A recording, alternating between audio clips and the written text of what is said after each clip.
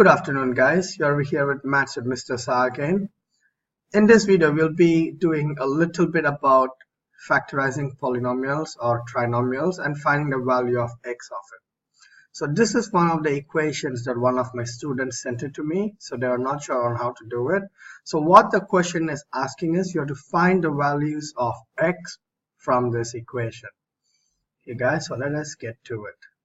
So we have the equation 3x minus 9 to the power of 2 minus 2x minus 9 is equal to 16.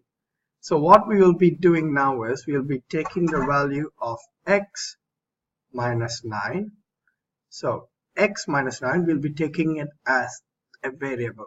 So let us say I'm going to call this a. Okay, guys. So x minus 9 is equal to a.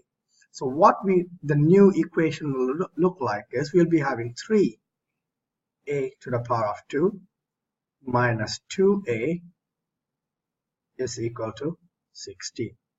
Right, guys? So we know that x minus 9 is equal to a. So x minus 9 to the power of 2 will be a to the power of 2. Okay, guys?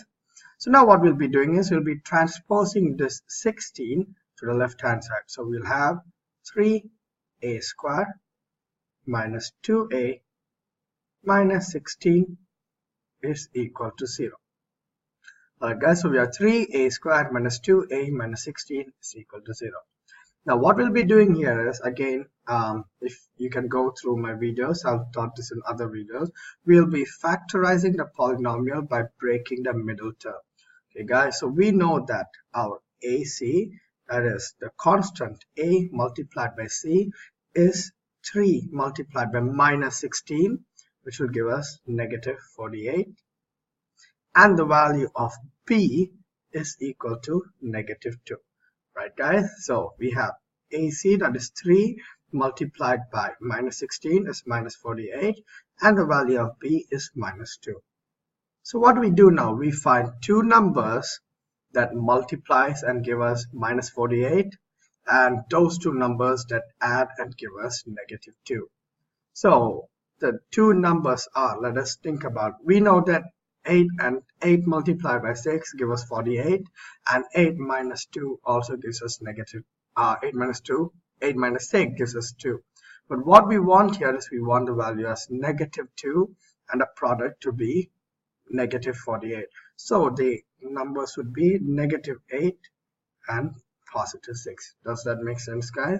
So minus 8 multiplied by 6 gives us negative 48, and minus 8 plus 6 gives us negative 2.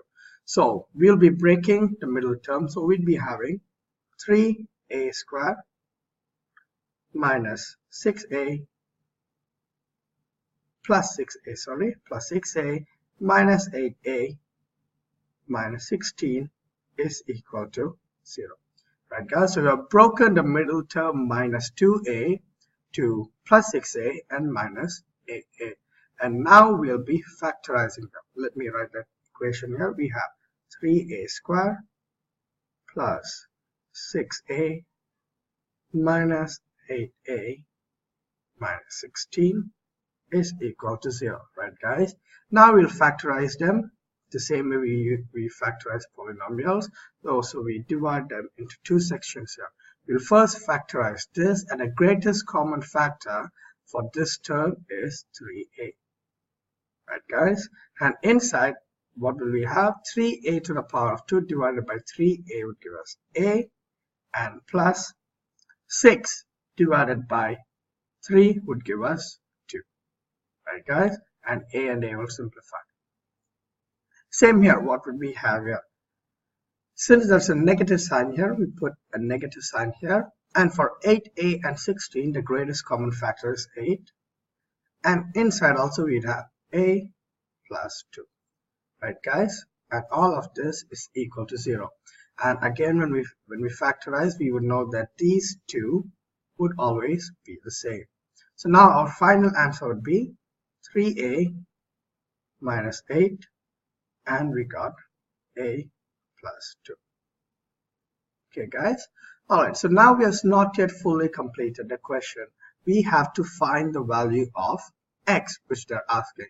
So what we'll be doing now is, we know that the value of a is equal to x minus 9. So we are going to take the value of a and put it in these two terms. So here we'd be having 3 multiplied by x minus 9 minus 8, right guys?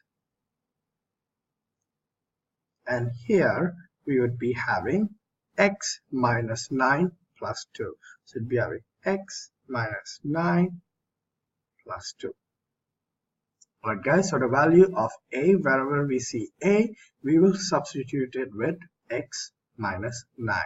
Alright, and now we will use distributive property to break this bracket. So we will have 3x minus 27 minus 8 here. And on the second bracket, we will have minus 9 plus 2 gives us x minus 7. Right guys, gives us x minus 7. And here we have minus 27 minus 8 would give us minus 35. So we have 3x minus 35. And on the other bracket, we have x minus 7. And all of this is equal to 0. Okay guys, all of these are equal to 0. Now we have to find the value of x, which is our last step. So we know that 3x minus 35 is equal to 0, and we also know that x minus 7 is equal to 0.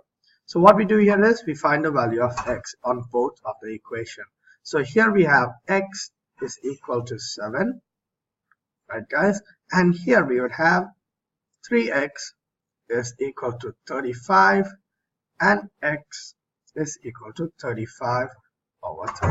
So we have found both the values. The first value of x is 35 over 3, and the second value of x is equal to 7, and which is number 4, which is this answer, right guys?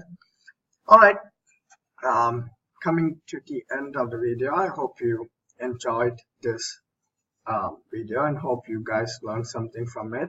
Again, if it did help you, please leave a like, and if you want me to solve any other questions, please comment below.